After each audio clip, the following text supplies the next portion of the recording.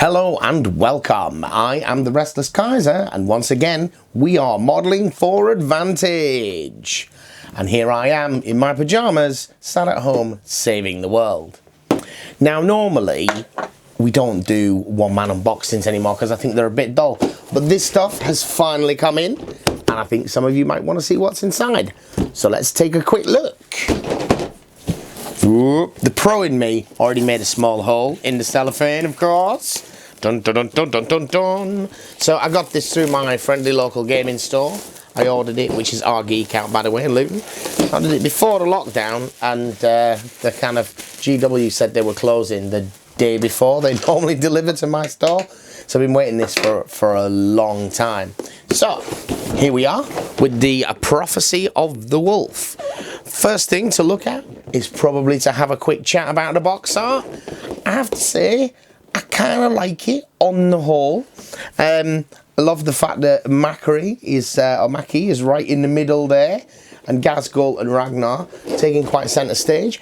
I've got to say, I much prefer this Ragnar pose, I don't know how well you can see that, to the tennis player Ragnar pose that we've been given, but he does look a bit on the pasty side, I've got to say. And Ghazghkull just looks like a monster there, absolute monster. In fact, as I look at them, all of these Space Wolves are a little bit on the pale side. Maybe that's just to give them some contrast against all of these orcs. So, according to the box, we get 23 minis, Ragnar Blackmane and 10 Space Marine Infiltrators, Ghazghkull Thraka, Makari, 5 knobs, 3 mega knobs, and a couple of grots that come with those particular kits. And then we get some paper. Ooh, ba-bum. Put Ragnar over to the side. So this does have that very satisfying, oh my gosh, look, you just got a mountain of plastic here. Bases, boo. First up, Ragnar.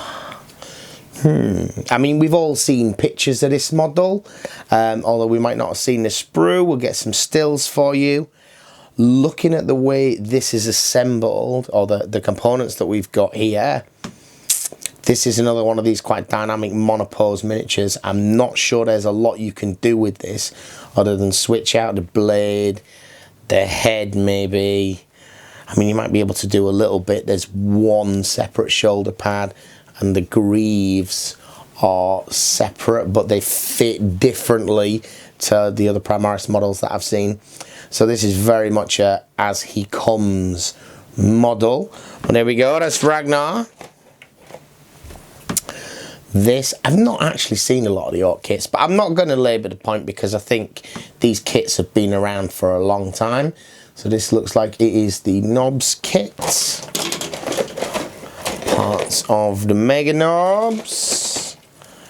Oh no, they're the knobs. Oh yeah, they're definitely the knobs. There's just choppers and sluggers there.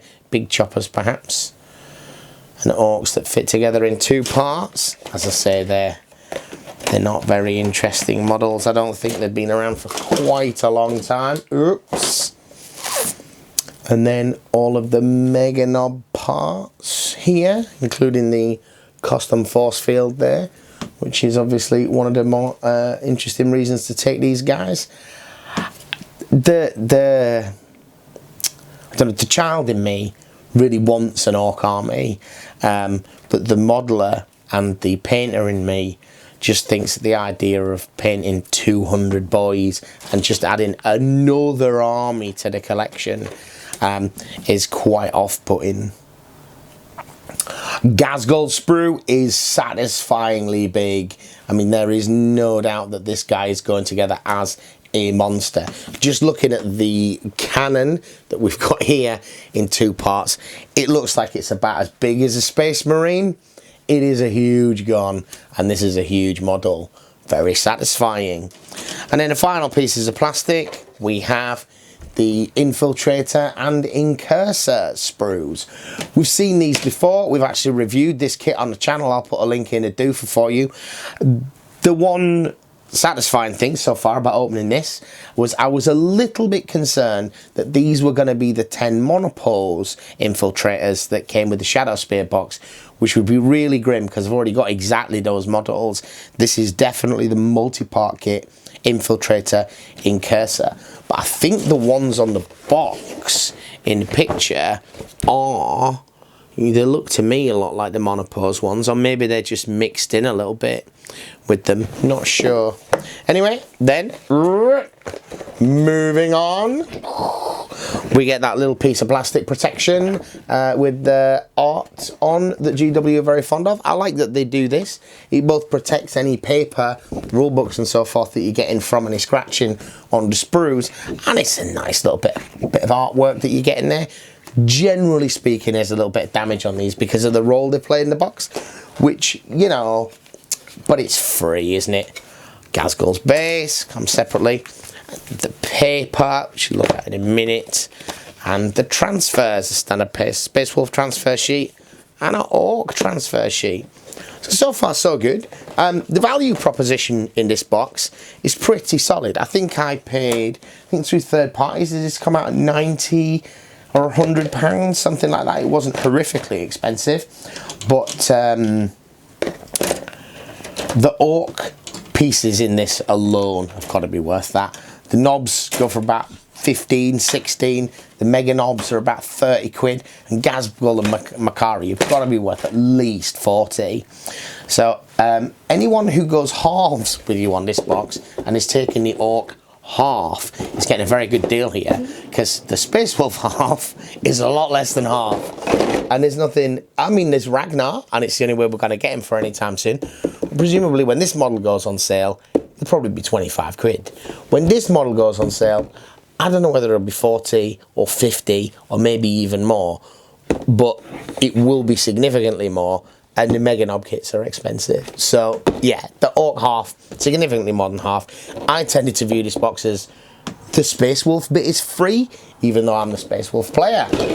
Anyway, let's have a look at the bits of paper that come with it. So hopefully there's some kind of, I don't know, like a preview of the new rules in here, if you will. A bit like with Shadow Spear, we got some of the stuff that was coming, but not all of it. And then we got some missions and so forth.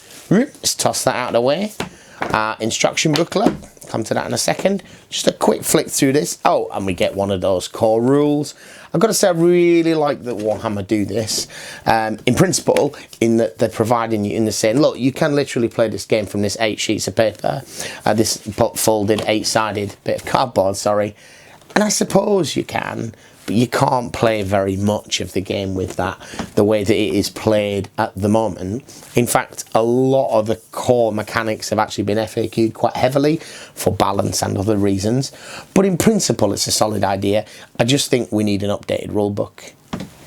People are perhaps clamouring for 9th edition. I don't want a new edition, but I do want an updated rulebook with all that errata and so forth in it. Right, so anyway, on to a quick flick through of Prophecy of the Wolf. What do we get in here then? We get nice pictures of the models. We get a little bit about Orcs and Space Wolves and the epic duel. We get information about the fact that the Orcs are cunning and brutal. I thought that they were brutal and cunning. And there we go, explains to you how datasheet works. We get the Space Wolf abilities, including the new Space Marine rules, the Angels of Death, so they shall know no fear, Bolt of Discipline, Shock Assault. And in the combat doctrines, they get the combat doctrines, but does it tell us what their special one is in here? I don't think it does. I believe in Saga of the Beast we get specialism in there, and it may be that I'm just missing it at a glance. And the Orc abilities, Daka Daka Daka, here we go, mob rule. So, stat sheets. Ragnar Blackmane, I'm sure everybody knows this now, but if you don't, for some bizarre reason, as well as being an Olympic tennis player and a Wimbledon finalist, the new Ragnar model has millions of attacks. The weapon skill and the ballistic skill of 2, with strength and toughness of 4 and 6 wounds, he has 7 attacks base. Already pretty good. His weapon is +4 strength, AP -4, and 2 damage. And I think before he was just the 1.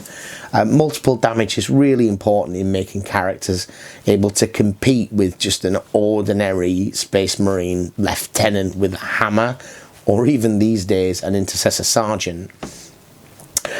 He gets the Belt of Ross, the 4-up invuln. You get to re-roll charges for friendly Space Wolves within 6 inches. That's not nothing, because the Space Wolves really lack that kind of +1 to charge rolls or advance and charge. So Ragnar letting you re-roll charges is pretty good. Shame he's not able to get around the battlefield because he's not riding a wolf or got a jump back. He's a Jarl of Fenris, so re-rolling 1s in attacks. A Berserker Rage. His Shock Assault gives him +3 attacks instead of +1. This is going to give him 10 attacks if he charged, was charged, or performed a heroic intervention. Basically, that is +3 attacks in the first round of combat. In the very rare exception to charging, was charged, or performed a heroic intervention, the only one I can think of is if you were intervened into, but there may be others. When a friendly Space Wolves unit within 6 of this model, and not within 3 of an enemy, consolidates, it can move up to 6 inches instead of 3. So what does that mean? That means if a friendly unit has killed its opponent, and then there's no models within 3, it is allowed to make a 6-inch rather than a 3-inch consolidation. Interesting stuff. Next data sheet is the Infiltrators. I think everybody knows about these guys now. They get that advanced deployment. They can take a medic or the Omni Scrambler. They have smoke grenades, and they have an Infiltrator comms array, which means they can count as if they're within range of Phobos characters for the Lieutenant or the Captain, or in this case the Wolf Lord or the Battle Leader. And they could combat squad, which potentially is useful. There are some restrictions on which models can take which, I think. If the unit does not contain a Helix Adept, one can have the comms array. So they can take the Omni Scramblers they've already got and the smoke grenades, but it's either the comms array or the Helix Adept. Interesting. We all know that. Incursors, nice. We didn't get that stat sheet in the Infiltrator box, so them coming here. What's the difference? Well, they get the Haywire Mine. They get the concealed positions as well. The multi-spectrum array when resolving an attack with a ranged weapon by this model. Ignore to hit rolls to their ballistic skill and ballistic skill modifiers. Now, if you take a model that says it can only ever be hit on a 6, like one of the assassins, do these guys still shoot on 3? Not sure. Definitely they're shooting airplanes with millions of minuses to hit. These guys seem to be okay. And they get the smoke grenades too. They also have this paired combat blades, which means if they roll a 6 to hit, they get 2 hits instead of 1. Advanced deploying with these guys, they're probably a little bit better than the Infiltrators, I think. And the mine is situationally potentially useful. We know all about them. Orcs Den. Ghazghkull Thraka is coming in at 14 power level. So that's what, 280 points or something? Points are probably in the back. Ghazghkull Thraka, 285 points. Gotta say that usually the points and stuff that are in here get changed quite rapidly. 14 power. So in our little 30 power games, he is half of a warband. He's got 12 wounds, 7 toughness, and he fights on 5s, fights on 2s, but shoots on 5s. The thing about Thraka that's different though is the Prophet of Gork and Mork special ability. If you haven't realised this yet, I think that this might be a test of a new mechanic for Games Workshop to stop big, powerful named characters or models just getting blasted off the table in the first turn in bigger games. Because this ability says he has a 4-up invulnerable save, which is fairly common for models on this kind of power. In addition, it can only lose a maximum of 4 wounds each phase. He's got 12 wounds. It's going to take you 3 phases to kill him. You've got a psychic phase, you've got a shooting phase, you've got a fight phase, in which you could do damage. There's very, very limited opportunities to do damage outside of those. And to be honest, to put 4 wounds down on a model in the psychic phase on a single targeted model is going to be quite tough. And with a 4-up invuln and a toughness of 7, putting the other 4 wounds on him is going to be quite hard anyway, just in the shooting or the fight phase. This is really interesting because this is going to keep this model alive for a couple of turns at least. And any other mechanic, and you've seen how, probably in the games, how things like Land Raiders do, they just get blown up because there's so much firepower in the first turn or so. This guy's got some protection against that. And that's good. The bit that I don't like about it is that you can put this model into combat with absolutely anything and everything in the game in the certain knowledge that under no circumstances can he be killed. And I don't like that at all. Don't get me wrong, Ghazghkull's allowed to be quite reckless. That's what he's all about, right? But I don't think he should be certain that he wouldn't die, because that isn't reckless. That's just easy mode. Other characters taking on this guy are going to lose unless a lot of damage has already been put on him. Other interesting mechanic about Ghazghkull, because he's a 12 wound model, his profile changes as he takes damage. His movement starts at 7 and drops to 5, and his attacks start at 5 and go up to 7. So he becomes more dangerous as he takes damage, which is quite interesting. Makari comes in at 3 power level, which is a great deal of points for a little goblin, or 65 points. He is weapon skill and ballistic skill 4. He's got 4 wounds and 2 attacks. But he comes with the Great War Banner, Ghazghkull's War Banner. So let's have a read of that. When a model in a friendly Goth Orc unit within 6 inches of this model would lose a wound, and this model is within 3 inches of a friendly Ghazghull Thraka unit, roll a d6, and on a 6 that wound is not lost. So Goths within 6 of Makari, as long as Makari is within 3 of Gaz, get a 6 up, feel no pain. That is a series of conditions, which is a shame, really. I'm not keen on rules that are that conditional. Keep it up. Start your movement phase. This model is within 3 inches of Ghazghull Thraka. It gets plus 2 inches to its move. This model has a 2 up save because he is suspiciously lucky, and he is an accidental figurehead. Friendly Goth Gretchen units can use this model's leadership instead of their own whilst they're within 12. He's got a leadership of 6. I think your average Grot has got a leadership of 4. So that's good. We get stat lines for big mechs in Mega Armor, we get stats for Mega Knobs, and we get stats for Knobs, which we've seen before. We get some painting models, we get some missions at the back. There's 3 missions, which look very vanilla. I'm not sure they're worth going through. They're intended to play with the contents of this box. I have no idea how you're supposed to balance the contents of this box, because Ghazgkull could probably take on everything in the Space Wolf Force by the looks of things, but who knows? Maybe not. The instruction booklet then, it is much as you would expect. It's that new format, Games Workshop instruction booklets. Gives you colour-coded instructions as to how and why you can assemble the units. They give you several different options usually in these, but they don't actually give you all the options. There's still a bit of space for a bit of kit bashing afterwards, I imagine, especially with the orcs. There's nothing unique in here. Perhaps these might be updated instructions for the Knobs kit, because I think it's quite old, but I might be wrong. And then we get sort of their basic painting guide on the back, reproduction of the artwork on the front. That's the paper. It's pretty much as you would have expected. So going back then to the mountain of plastic that came in here, and what we're going to be doing with this as a channel. To be honest, this is a combination of things for me, this box. It was, number one, another Games Workshop impulse purchase. I am a sucker for a new Games Workshop product, and it often gets me started on buying a new army. I was determined not to do that this time. I didn't really want anything in this box other than Ragnar. So I got Ragnar. But with the rest of the models, well, Johnny B is working on a 30 power level knob force. So he's going to take the mega knobs and the knobs from in here. Mr. James Workshop is working on a 30 power level orc force, which is going to centre around Ghazgkull and Makari. I don't know whether he's got both in the force that he's working on. I'm going to build up 5 of the infiltrators as in cursors, because I don't have any of those.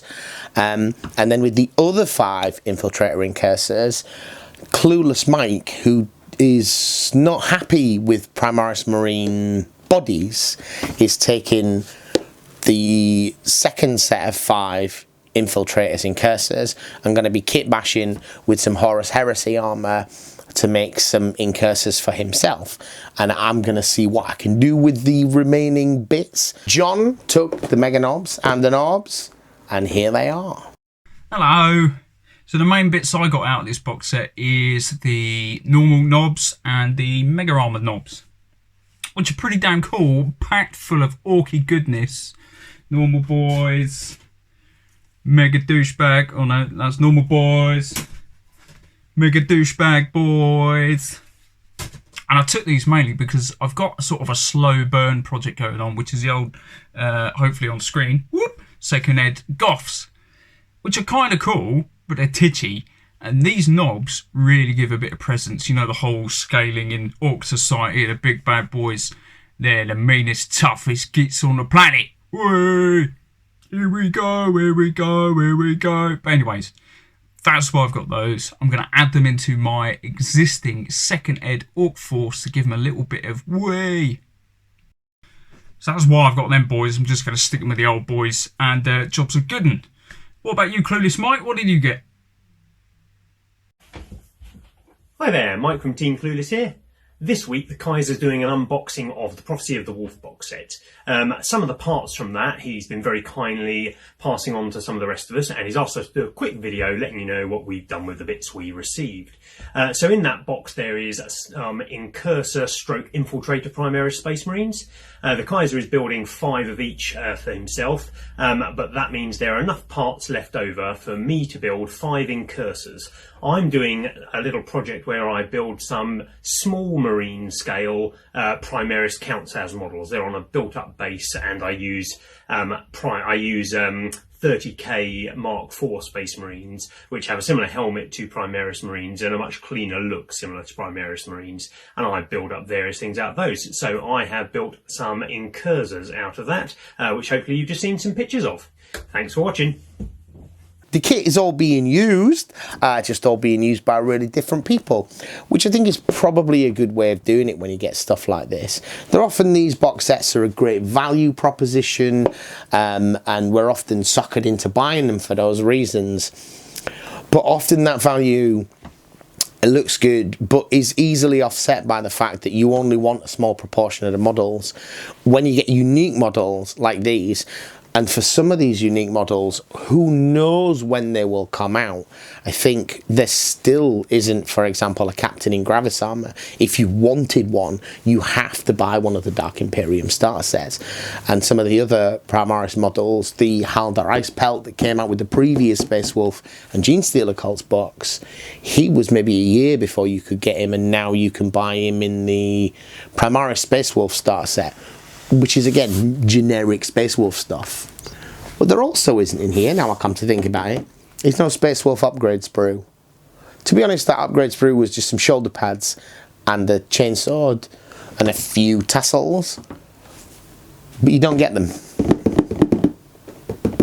You probably can't use the shoulder pads really and still make them look like Phobos, because they're a different style of shoulder pad. And the only thing that concerns me about that is somewhere down the line they might make Space Wolf infiltrators. It might be 5 years from now, but still, they might start making them look a bit more Space Wolfy. I don't have to do this all over again. Something I hadn't thought about, but who knows. So that's what we're going to be doing with the kit.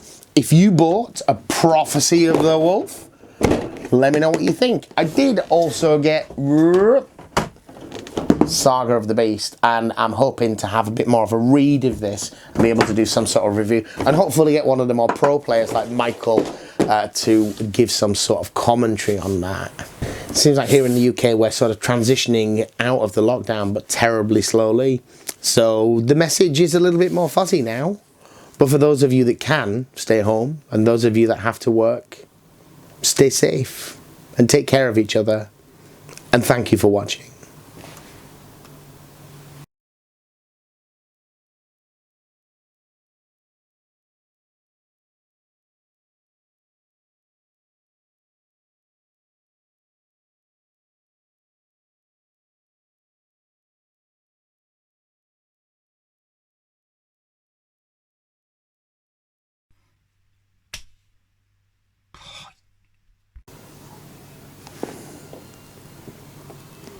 Okay. It's flashing there. What's flashing? The light at the back.